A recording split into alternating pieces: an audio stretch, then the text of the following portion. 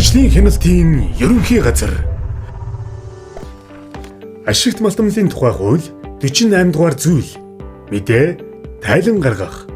Хайгуулын тусгай зөвшөөрөл эзэмшигч нь дараах мэдээ, тайлан, төлөвлөгөөг дор дурдсан хугацаанд үнэн зөв гаргаж, төрийн захиргааны байгууллага болон мэргэжлийн хяналтын албанд хүргүүлнэ. Хайгуулын ажлын төлөвлөгөөг хайгуулын тусгай зөвшөөрөл олгогдсон өдрөөс хойш 30 хоногийн дараагийн жилүүдэд тухайн оны төлөвлөгөөг 4-р сарын 15-ны дотор хайгуулын ажлын жилийн тайланг төрийн захиргааны байгууллагаас баталсан зааврын дагуу гаргаж дараа оны 2-р сарын 15-ны өдрийн дотор энэ хуулийн 44-р зүйлд заасан аюулгүй ажиллагааны талаарх мэдээг жил бүрийн 1-р сарын 20-ны өдрийн дотор ашиглалтын тусгай зөвшөөрөл эзэмшигч нь дараах мэдээ, тайланг дор дурдсан хугацаанд төрийн захиргааны байгууллагад ирүүлнэ.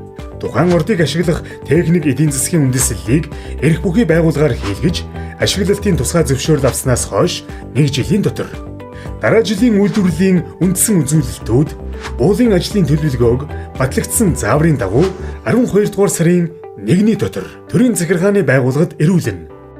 Хуулиа биелүүлж хариуцлагатай уул уурхайг хөгжүүлье.